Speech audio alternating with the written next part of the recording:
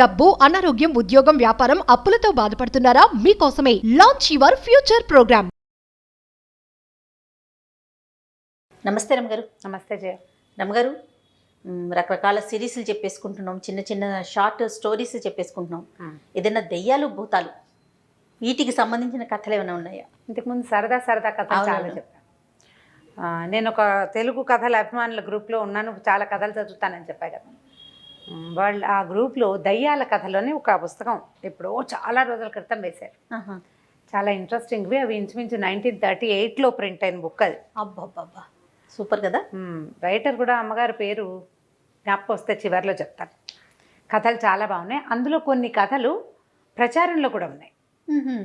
దయ్యాల కథలు ప్రచారంలో కూడా ఉన్నాయి. మనకి ఊళ్ళల్లో ఎలా చెప్తారు, మిట్ట మధ్యాహ్నం ఎండలో జుట్టు విరబోసుకుని తిరగకూడదు, నిద్రగన్నేరు చెట్లు ఉంటాయి ఊళ్ళల్లో, బాగా నిద్రగన్నేరు చెట్టు కింద కూర్చోకూడదు అని అంటుంటారు. అది మనకి కనపడుతుంటాయి, ఆ మాటలు వినిపిస్తాయి.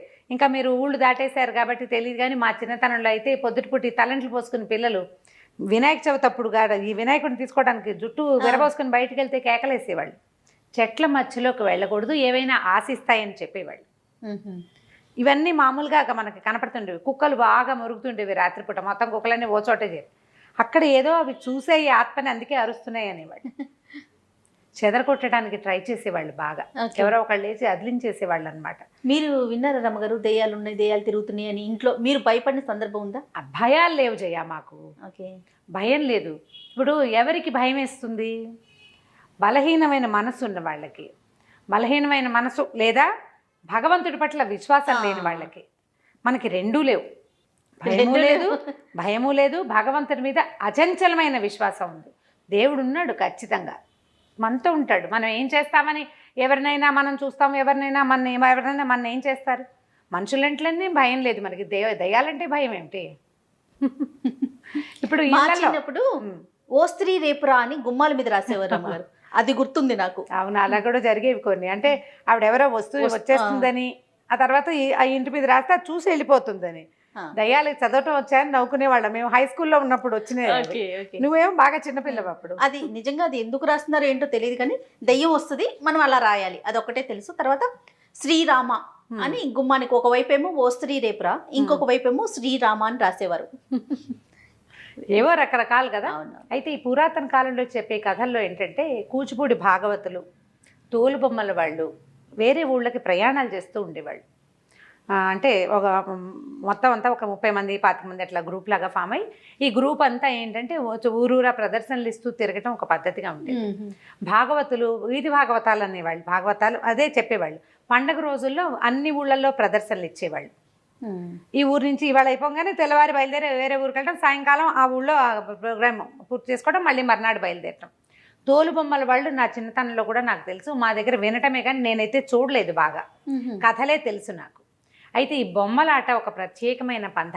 దానికి ఏం చేస్తారు, మనుషులు తెర వెనకాల నిలబడి తెర మీద బొమ్మ వెనకాల నుంచి బొమ్మ రూపం చూపిస్తారనమాట. పాటలు పాడతారు పక్క నుంచి. మనం తెర ముందు కూర్చుంటాం కదా, ఈ బొమ్మ కదులుతుంటుంది. ఆంజనేయ స్వామి ఆయన చెయ్యి ఎత్తాడు, కాలు ఎత్తాడు, తర్వాత ఏమో గద జలిపించాడు, లంకా దహనం చేశాడు, అవన్నీ మనకి వెనకాల నుంచి కదలికల్లో తెలుస్తుంటుంది, పాటల్లో పాడతారు. ఇందులో గాయకులు ఉంటారు, ఆర్టిస్టులు ఉంటారు, ఆ బొమ్మలు తయారు చేసేవాళ్ళు. తర్వాత ఆడించడానికి కొంచెం బలశాలుడైన వ్యక్తులు కావాలి. చిన్నపిల్లల గాత్రం పాడడానికి చిన్నపిల్లలను కూడా తయారు చేసుకునేవాళ్ళు. ఇట్లా ఒక 25-30 మంది గ్రూప్ ఉన్న ఒక బొమ్మలాట వాళ్ళు ప్రయాణం చేస్తున్నారు, ఇలాంటి గ్రూపు. అయితే ఆ ఊరు ఈ ఊరు ప్రదర్శనలు ఏవో అయినాయి. ఒకనాటి సాయంకాలం కొల్లేరు అంటే ఎక్కడ మన కొంగలు అవి ఉన్నాయి, కొల్లేరు సరస్సు. కొల్లేటి సరస్సు చుట్టుపక్కల ఏంటంటే కొంచెం ఎండాకాలం వస్తే కాస్త డ్రైగా ఉంటుంది, అక్కడక్కడ నీళ్లు ఉంటాయి, చిత్తడిగా ఉంటుంది, కానీ పూర్తిగా నీళ్లు ఉంటాయి. వీళ్ళు వెళ్ళేసరికి దానికి ఆ ప్రాంతంలోకి చేరారు వీళ్ళు. ఏమీ ఊళ్ళు గ్రామాలు దొరకలేదు వాళ్ళకి. ఏదో ఒక పక్క నుంచి పడి వస్తున్నారు. సరే ఏమనుకున్నారు, సాయంకాలం అయింది, చీకటి పడిపోతుంది, అంతా చిత్తడిగా నేలలు, తర్వాత మన జీబుగా చెట్లు, మనుషులు అస్సలు లేరు. మానవ సంచారం ఉన్న దారులు వేరేగా ఉంటాయి, మనుషులు తిరగని దారి వేరే. నడుస్తున్న గుర్తులు కొంత కనపడుతుంటాయి కదా, బళ్ళ గుర్తులు కనిపిస్తాయి. వీళ్ళు ఈ గుంపంతా నడుస్తున్నారు, పిల్లలు ఆకళ్ళని ఏడుస్తున్నారు. మరి చిన్న చంటి వెంటి పిల్లలు ఉంటారా, ఏడుస్తున్నారు. వీళ్ళు ఏం చేయాలి చూస్తున్నారు, ఆలోచిస్తున్నారు. వీళ్ళు ఉన్న జనాలందరికీ మెల్లిగా భయం వేయటం మొదలుపెట్టింది. చీకటి చాలా తొందరగా వచ్చేస్తుంది చెట్లు ఎక్కువ ఉంటే. వీళ్ళలో కాస్త ఓపిక మంతుడు బలవంతుడు ఒకడు చెట్టు ఎక్కి పైకి చూస్తే దూరంగా 1 మైల్ దూరంలో పెద్ద మహానగరం లాగా కనబడుతుంది. బోల్డని లైట్లు ఉన్నాయి. అప్పుడు లైట్లు అంటే విద్యుత్ దీపాలు కాదు కదా, ఇళ్లల్లో ఉండేవి లస్టర్లు, పెట్రోమాక్స్ లైట్లు లాంటివి దీపాలు. వీధిలో కూడా అక్కడక్కడ అంటే లైన్గా కనపడుతున్నాయి ఆముదపు దీపాలు. సరే దీపాలు ఉన్నాయి, ఏదో ఊరు కనిపిస్తుంది, కొంత సందడి కూడా వినపడుతోంది. కొంచెం మనుషులు తిరుగుతుంటే, గొడ్లు ఉంటే, మెళ్ళో గంటలు అవి మోగుతూ ఉంటాయి. ఏదో ఇక్కడ ఏదో ఉన్నది, మెల్లిగా కాస్త కాలు సాచి నడుచుకుంటూ వెళ్ళిపోతే ఊళ్ళో చేరిపోతాం అనుకున్నారు. గుంపంతా పోయారు ఊళ్ళోకి.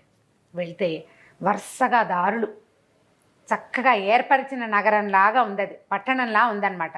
అంటే ఏ సందుకు ఆ సందు కనపడుతుంది, అన్ని వేదఘోష వినపడుతున్న బ్రాహ్మణుల ఇల్లు, అదేదో అగ్రహారంలాగా ఉంది. సరే వెళ్ళేసరికల్లా కొంతమంది ఏమో బంగారపు ఉయ్యాలలు వేళ్లాడుతున్నాయి వాకిళ్లలో, భార్య పిల్లలు కూర్చుని ఉయ్యాలు ఊగుతున్నారు. పెంపుడు చిలకలు, కోళ్ళు లేవు, కోళ్ళు ఉంటే రైతులు ఉన్నట్టు, చిలకలు ఉంటే బ్రాహ్మణులు ఉన్నట్టు, ఏదో భాష నేర్పిస్తారు, రండి కూర్చోండి అంటుంటాయి. అవి రకరకాలుగా ఉన్నాయి. అక్కడక్కడ వంటల వాసనలు వస్తున్నాయి. ఆడవాళ్ళు కనిపిస్తున్నారు, మగవాళ్ళు చక్కగా చెవుల కుండలాలు, పంచలు, తర్వాత ఏమో ఆరేసున్న ధవతులు, బట్టలు కనిపిస్తుంటే మనకు తెలుస్తుంది కదా ఫలానా వాళ్ళు ఉన్నారు.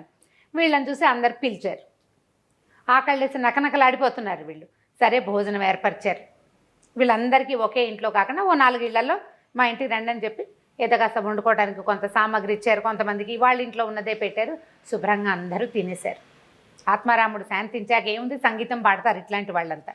ఈ ఉన్నవాళ్ళు పెద్దవాళ్ళు ఏమన్నారంటే, బాబు ఏం ఆట కడతారు, ఏదైనా ఒక ఆట కట్టి తెల్లారదాకా పడుకుని వెళ్ళిపోండి అన్నారు. తెల్లవార్లు ఆట కట్టే పద్ధతి కూడా ఉండేది అప్పట్లో.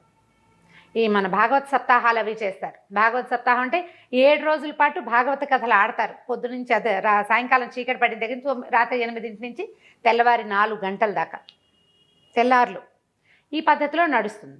సరే ఆట కట్టమన్నారు కదా, వీళ్ళలో వీళ్ళు కాస్త మాట్లాడుకున్నారు. ఏమనుకున్నారు, లంకా దహనం చేద్దాం అనుకున్నారు. సరే 1 గంటలో చకచక ఒక పందిరి లాంటిది ఏర్పరిచేశారు. బోలెడన్ని దీపాలు వెలిగించారు. వీళ్ళు కూడా తమకి సామాన్లన్నీ పెట్టుకోవాలి. అంటే లంకా దహనం చేయాలంటే ఏం చేయాలి, అశోకవనము, రాక్షసులు, సీతాదేవి, ఆంజనేయ స్వామి, మళ్ళీ ఆయన ముట్టించడానికి సాధనాలు అన్నీ తమ ఏర్పాటుకి ఎవరి స్టేజ్ డెకరేషన్ ప్రకారం వాళ్ళు చేసేసుకోవాలి కదా, సెట్ ప్రాపర్టీస్ పెట్టుకోవాలి. వీళ్ళన్నీ సెట్ చేసుకున్నారు. వాళ్ళు సరే అన్నీ ఏర్పరచుకుని చూస్తే వరుసగా వచ్చి కూర్చున్నారు. అందరూ బంగారు కుండలాలు, ఎర్రగా శాలువాలు, బ్రహ్మాండంగా విభూది పట్టీలు, ఒళ్ళంతా కూడా విభూది పట్టీలు ఉంటాయి. 12 పుండ్రాలు అంటారు, 12 పుండ్రాలు ధరించి చక్కగా ఉన్నారు. ఆడవాళ్ళు కూడా బ్రహ్మాండంగానే ఉన్నారు. అందరూ కాసిపోసి చీరలు, బోల్డ్ నగలు, ఎంత బాగుందో. సరే అక్కడి నుంచి ఓం అని ముందు గణపతి ప్రార్థన చేశారు. అక్కడి నుంచి ఆంజనేయ స్వామి ప్రార్థన చేయాలి, లంకా దహనం కదా. వీళ్ళు ప్రార్థన మొదలుపెట్టారు. మహోగ్ర రూపంతో పెద్ద ఆంజనేయ స్వామి బొమ్మ ప్రత్యక్షమైంది తెర మీద. ఆంజనేయ స్వామి రాగానే మొత్తం లైట్లన్నీ ఆరిపోయినాయి. ఇక్కడ కిందంతా దీపాలు పెట్టి కూర్చున్నారు కదా, దీపాలు కిమినాస్తి. వీళ్ళు తెల్లబోయారు, అయ్యో ఇదేమిటి మొత్తం దీపాలన్నీ ఓసారి ఆరిపోయినాయి, ఉండండి రా బొమ్మ దించండి అన్నారు. ఆంజనేయ స్వామి బొమ్మ దించేశారు. దించేయగానే దీపాలన్నీ వెలిగినాయి. అంతా సభ అంతా కనపడుతున్నారు మనుషులు. మళ్ళీ మొదలెట్టాలి. మళ్ళీ ఆంజనేయ స్వామిని తెరక్కిచ్చారు. ఎక్కించగానే దీపాలు ఆగిపోయినాయి. 2 సార్లు 3 సార్లు 4 సార్లు అయ్యాక వీళ్ళల్లో ఒకటికి డౌట్ వచ్చింది, ఏంట్రా పోనీ దీపాలు ఆరిపోయినాయి, ఏమిటయ్యా అన్ని దీపాలు ఆరిపోయినాయి అంటుంటే ఎవడు సమాధానం చెప్పటల్లా. ఎవరైనా చెప్పాలి కదా, కనీసం బాబు కంగారు పడకండి ఇంటికి వెళ్ళి వెలిగిద్దాం, మొత్తం అని గాలి వచ్చింది ధూళి, ఏదో ఒకటి అనాలి. ఏమీ నో కామెంట్స్, ఎవ్వరూ మాట్లాడాల. 5 సార్లు 4 సార్లు అయిన తర్వాత వీళ్ళల్లో పెద్దవాడు ఒకడు, ఒరే మన దీపాలు వెలిగించుకుందాం ఉండండి రా, వీళ్ళందరివి ఏమిటో మరి దీపాలు ఆరిపోతున్నాయి అని చెప్పి వాళ్ళ దగ్గర ఏవో 9 దీపక సెమ్మాలు అవి ఉన్నాయి. ఎక్కడ పెద్దగా దీపాలు అయితే వాళ్ళు వెలిగించుకుంటారు. వీళ్ళు ఏం చేశారు, అగ్గిపెట్ట ముట్టించి వీళ్ళ దీపాలు వెలిగించారు. మళ్ళీ ఆంజనేయ స్వామిని తెరక్కిచ్చారు. ఎక్కించగానే ఈ సభలో ఉన్న దీపాలన్నీ అయిపోయినాయి, వీళ్ళ దీపాలు వెలుగుతున్నాయి. వీళ్ళే కదా వెలిగించుకున్నారు, ఇవి వెలుగుతున్నాయి, అవన్నీ ఆరిపోయినాయి. పద్యం పాడడానికైనా బొమ్మ కనపడాలి, స్వామి కనపడకుండా పాటలు పాడకూడదు. సరే పెద్దవాళ్ళల్లో ఒకడు ఏమన్నాడు, ఉండండి నేను బయటికి వెళ్ళి చూసేస్తాను. తెర తొలగించి బయటికి వెళ్ళాడు. తెర పక్క నుంచి వెళ్తాడనమాట, తొలగించలేరు, అది మొత్తం ఏకంగా ఇట్లా స్క్రీన్ లాగా ఉంటుంది. అటు నుంచి వెళ్ళేసరికల్లా ఆ సభలో ఉన్న వాళ్ళంతా దీపం ఇట్లా చేత్తో పుచ్చుకుని వెళ్ళేసరికి చక్కగా అంత దాకా 12 పుండ్రాలు, కుండలాలు, కంబళాలు ధరించి బ్రహ్మాండంగా కూర్చున్న వాళ్ళంతా నాలికలు బయటకు వచ్చి పక్క నుంచి కూరలు, మిడిగుడ్లు ఇట్లా ఉన్నారు దూకేలాగా. ఉనికిపోయాడు, ఏం చేయాలో తెలియలేదు. దీపం దించితే ఏం కనపట్లా, బాగానే ఉంది, భయమే. ఇట్లా దీపం పెట్టి ఇట్లా చూడబోయేసరికల్లా ఉణుకొచ్చేస్తుంది. సరే ఏం చేశాడు, దీపాన్ని దించేసి చూసి చూడనట్టుగా తనకు తెలియనట్టుగా చిన్నపిల్లాడు అనుకో అరిచి కేకలు పెట్టి గల్లం చేసాడు. ఆయన ఇలాంటివి ఎన్ని చూశాడు. మెల్లిగా వెనక్కి వెళ్ళాడు. ఒరే ఇది లాభం లేదురా నాయన, తెల్లవారేదాకా స్వామిని దించొద్దు, పాట ఆపద్దు. ఆంజనేయ స్వామిని ఎక్కించడం, ఓ పాట పాడుకోవటం. వీళ్ళు స్వామిని ఎక్కించగానే అక్కడ దీపాలు ఆరిపోతాయి. వీళ్ళు దించేస్తారు, మళ్ళీ ఇంకోసారి ఎక్కిస్తారు.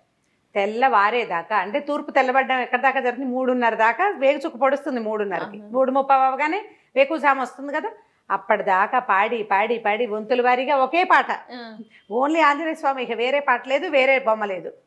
పాడేసి తెల్లారి చూస్తే తెల్లవారిపోయింది. కొంచెం 4:15 4:20 అయ్యేసరికి వెలుగు వచ్చేస్తుంది. ఏమీ లేదు అక్కడ, పందిరి లేదు, ఊరు లేదు, ఇల్లు లేదు, వాకిలు లేదు. వాళ్ళు ఎక్కడ వాళ్ళు నడుచుకుంటూ మొదట వచ్చారో అదే చిత్తడి నెలలో బంజరు బయలు. వీళ్ళు ఉన్నది కొంచెం నీళ్లు లేవు, వీళ్ళు ఎక్కడ కూర్చున్నారో అక్కడ చుట్టూతా అంతా నీళ్లు ఉన్నాయి. ఆ కొల్లేట్లో ఉన్నారు వీళ్ళు. బతుకు జీవుడా అని తట్టా బుట్టా సర్దుకుని పరుగో నాయన ఇలా చీకటి వేళ ఏ ఊళ్ళల్లోకి వెళ్ళకూడదు, ఇలాంటిది ఏదో అక్కడ బోల్డ్ అని శ్మశానం అయ్యి ఉంటుంది బహుశా. చాలా దహనాలు జరిగి ఉంటాయి అక్కడ. ఎంతమంది ఉన్నారో వాళ్ళంతా కనపడ్డారు వీళ్ళకి. పిల్ల జల్లా వచ్చేసారు, బ్యాగులు పుచ్చుకుని వెనక్కి వచ్చేసారు.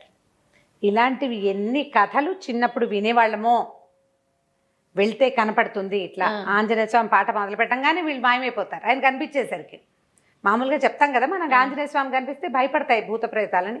మన ఇళ్ల మీద శ్రీరామ రాయడానికి కారణం కూడా అదే. ఎక్కడ శ్రీరామనామం ఉంటుందో అక్కడ ఆంజనేయ స్వామి ఉంటాడు.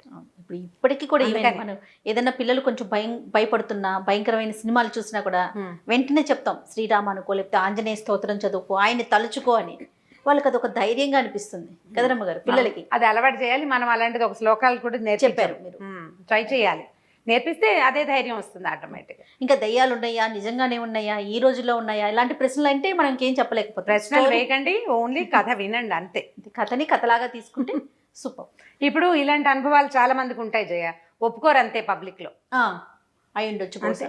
మేము వెళ్తుంటే అక్కడ ఏదో కనిపించిందని, ఏదో చూసామను, ఏదో వేగ్గా ఒక షేప్ కనిపించిందని, ఇలాంటి మీరు అన్నట్లుగా చాలా వింటూ ఉంటాం మనం. ఉంటాయి, మన తాతలు నాయనమ్మలు చూసిన వాళ్ళు కూడా ఉంటారు. మనం ఒప్పుకోమంతే. ఇది ఒక కథ వినండి, 38లో ప్రింట్ అయింది.